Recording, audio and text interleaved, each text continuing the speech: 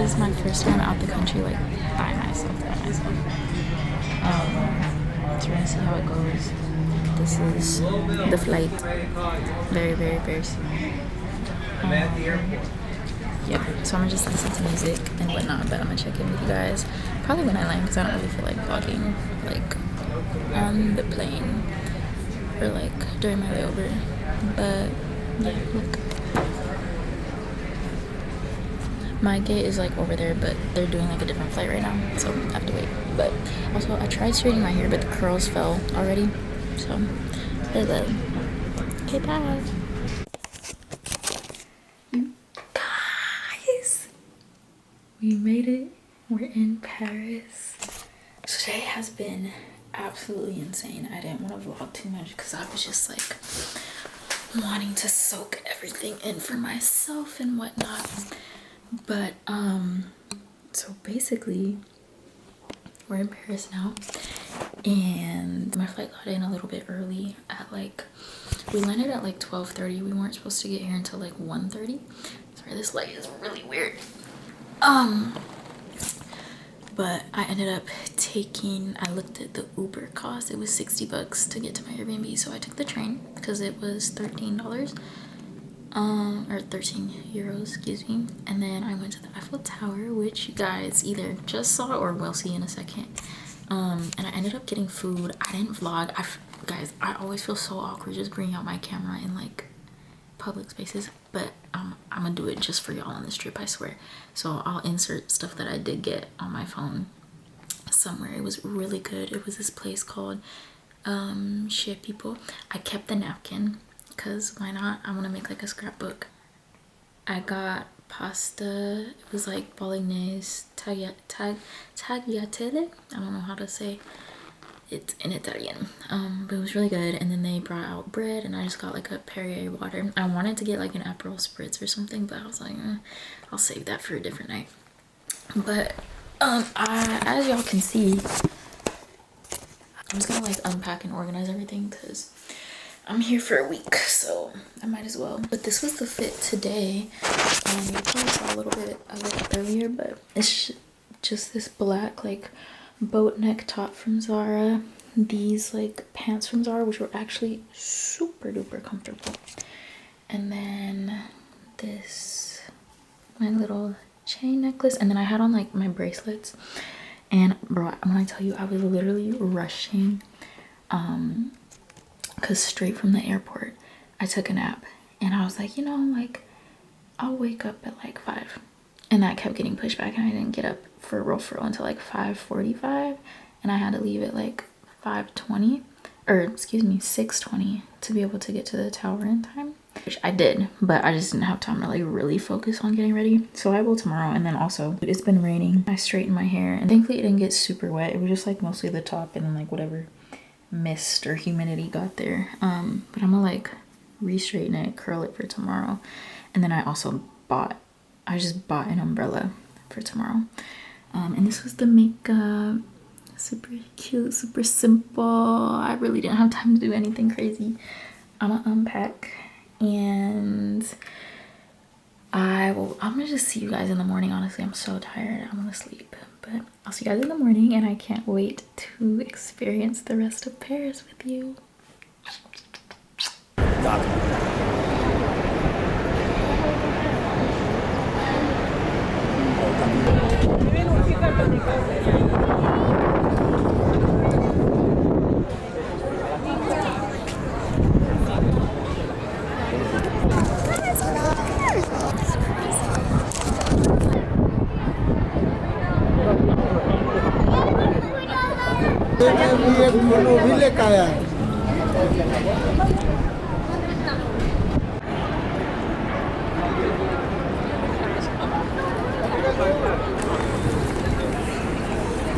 Okay guys, we have to find food now because I'm hungry, but here we are.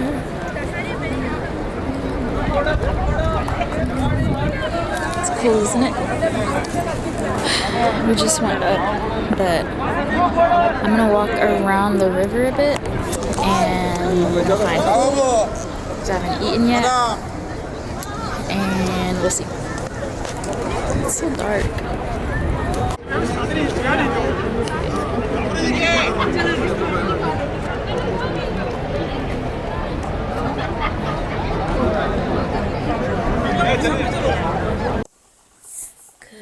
morning. First day. This is gonna be my first full day. That was my first night in Paris, my first time sleeping in Paris. That's my bed. They have two, but it's so comfortable, you guys. It is currently 6:16 in the morning, and I'm gonna be honest, I like barely slept. I think I got home around like 9. No, that's a lie. When did I get home? I must have got home around maybe like 10 something, 11. Slept, woke up at 1:30, and then I just have not been back to sleep since. But I'm excited. I feel rested enough, and if I get tired later, I'll just come back and nap. But today we're going to the Louvre, and I'm super excited. I can't be super loud because there's like other people that live, like the family lives up here in this Airbnb. But I need to pick an outfit, and I think I'm gonna I'll set you guys. Where can I put you where you'll be okay? I'm gonna put you up here.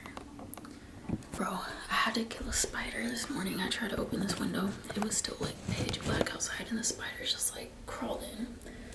And there's another one. That's nice. I also got a spider bite, which is not very fun. Okay, let me show you all the outfit for today. Okay, first up, white tank, these super dark wash jeans, and then we have a matching jean jacket. Boom. I think we're gonna go with the brown one and then do my boots again. I'm gonna make my bed and shower and stuff, and then I'll see you guys when I like do my makeup and hair. When I look up to the sky at clouds above, they seem to cry.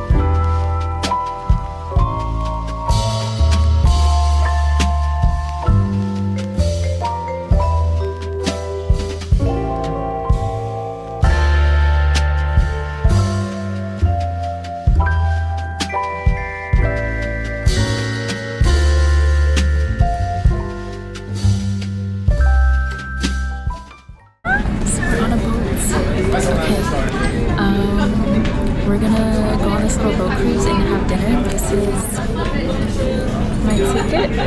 We're on the Diamant boat and have lines. And it's so pretty. I don't know what we're gonna eat yet, but I'll keep going. This is the food, by the way.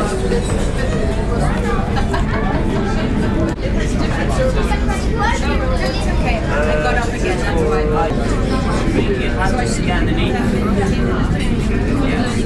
These are mainly Spanish.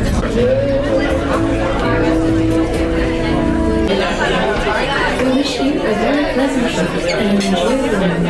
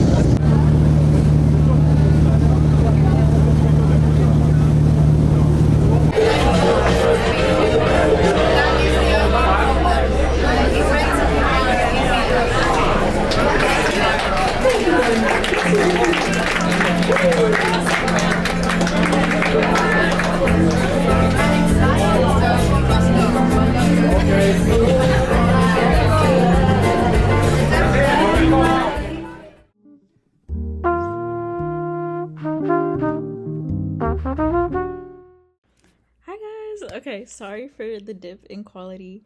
But basically, I ended up staying in Paris that whole week, but I only vlogged those like 3 days because I was genuinely just like so in the moment. So I'm sorry that there's no footage from the rest of my trip. I'll try and insert like random photos here. Like I went to Disneyland Paris. I went to Montmartre, Carrets. There are like a bunch of like little random stuff that I did, so I'll try and insert some pictures. But genuinely, that trip was like the most life-changing experience ever. I just feel like I discovered so much about myself, and I was so proud of myself. And even though I might not remember every single detail of the trip, I remember the feeling that I felt while I was there. Like the second I stepped foot on Parisian soil, my heart felt like it was connected to the place. And like now I want to live there for a time. I have to live there at least for like a year at some point in my life. And obviously I know the grass isn't always greener on the other side, and every country has their own issues and whatnot, but genuinely I feel so connected to Paris, and I always have, and I think and I know that there is something there for me. I don't know what, I couldn't tell you. But there in LA are like the two places that I'm like, I need to live there at some point. I'm sorry this took so long to get out, but I don't know. I was just like, do I want to keep these for myself? But I figured I'd put it out, and at least I'd have it up on YouTube for memories. But oh my gosh, that trip was amazing. And I was so grateful. Sorry, there's a car out there. I am so grateful to my dad and my stepmom and my mom and everybody for helping me get there. I need to go back. Like literally I didn't want to leave. The second I left, I wanted to go back immediately. I'm trying to think. There's like, oh my god, that car is so loud. Motorcycle, whatever it is. There were like a bunch of little random stuff that happened. Like I got to use my French. I got hit on several times, and I got to turn the guys down in French, so that was pretty I mean, not fun, but you know. Oh my gosh, my last night there, I went to Caveau de la Huchette, I think it was called, the jazz club from La La Land. Amazing. Before that, because it's like right by Notre Dame, so I had seen Notre Dame. And then I went to eat at this restaurant, and I was talking to this waitress, and I was like, we were speaking French. I felt good about my French. She was like, yeah, like your French is really good. And then she was like, oh, like we're like asking me where I'm from. She was like, oh my gosh, like a solo trip. Like my daughter wants to go to America, but I told her she can't go by herself. And we were like chopping it up. I was like, okay, like I could really see myself living there. I tried an Aperol Spritz for the first time. It was disgusting, but I tried it. And then literally my last night, my flight was at 5 a.m. I stayed out fairly late, and I got a Sprite at the corner store and sat on the Seine, and there were like these teenagers next to me drinking wine. There was like somebody behind me like playing. It was like they were like playing music. It was literally magical. Oh my god, I'm gonna insert this here. But this was the last night too, but why was I walking and I passed these guys skateboarding, right? And all of a sudden, I hear like Blackstreet, like no diggity Blackstreet. And I was like, what do they know about Blackstreet in Paris? So I get a little closer. I'm trying to see what they look like, you know, because I'm like, okay, what if they're like part of the diaspora? Like, you know, it's literally like 3 white men, and then there's like one like mixed dude, and they're like bumping Blackstreet on their freaking like boombox. I'm like, what the heck? And so I like take a video and I send it to my mom and my dad, and they're both like, what in the world? Mind you, my dad worked for Teddy Riley for like a couple years, so like the way in my mind it's just like, how did, not only is it like our music, you know, but it's like a really specific niche like genre of some reason, like New Jack Swing. Like, I'm like, how did that reach Paris? And also, like, white people in Paris.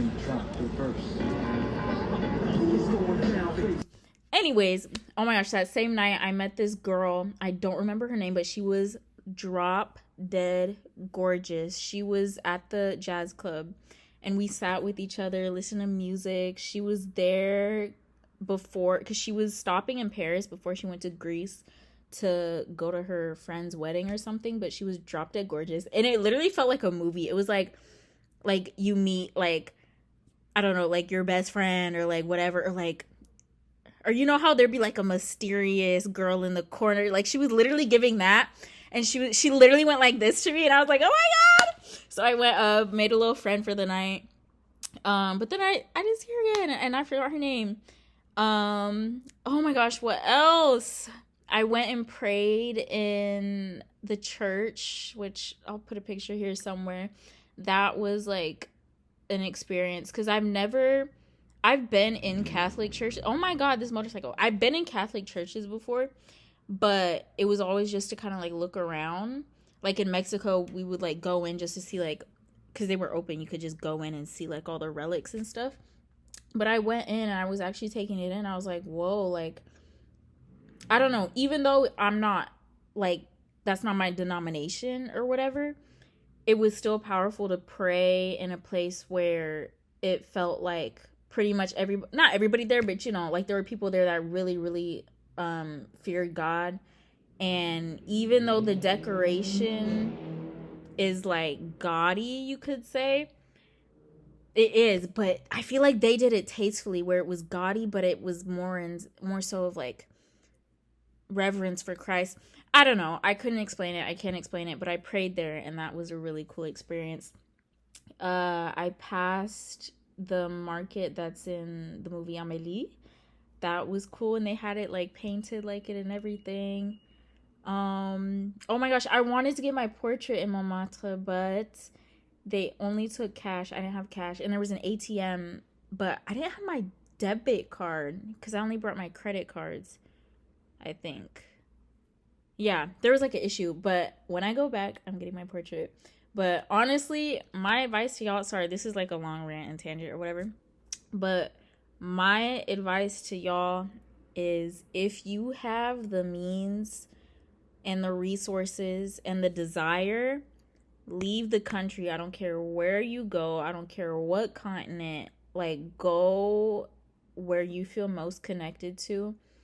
Even places like you don't. Like, you'll learn something. You'll see so many beautiful things. You'll meet beautiful people, experience a whole different culture, and it'll just open your eyes up to so much more that the world has to offer than just wherever you were born, right? Or wherever you're from. Especially like for us Americans, I feel like the rest of the world has a bit more of a globalized mind, whereas Americans are very like America focused. So I would really just get out and go see the world. Like, please. And honestly, do it as a solo trip. So you don't have to worry about nobody else talking about, oh, I don't want to walk here, or I don't want to go there, or I don't want to do that. Go by yourself so you can make your schedule. You can do what you want when you want. You can walk as much as you want. You can eat what you want. You can do the activities that you want. You know, if you feel comfortable and safe. I think I felt very safe in Paris. And I think it helped that I spoke a little bit of the language and I speak Spanish. So understanding like where to go and what to do, it wasn't an issue, but I felt very safe. And I stayed in like a nice, safe, like suburb somewhere. But yeah, solo trips, like money comes back, but you're never gonna be in your 20s again going here, or however old you are. Money comes back, but you will never be who you are at that current moment in the place that you are currently or going. You know what I mean? But yeah, I hope you guys liked the vlog. Sorry for the long, like 10-minute rant. But shoot, if anybody wanna sponsor my next trip, please let me know. But oops. Okay, I love you guys. Bye.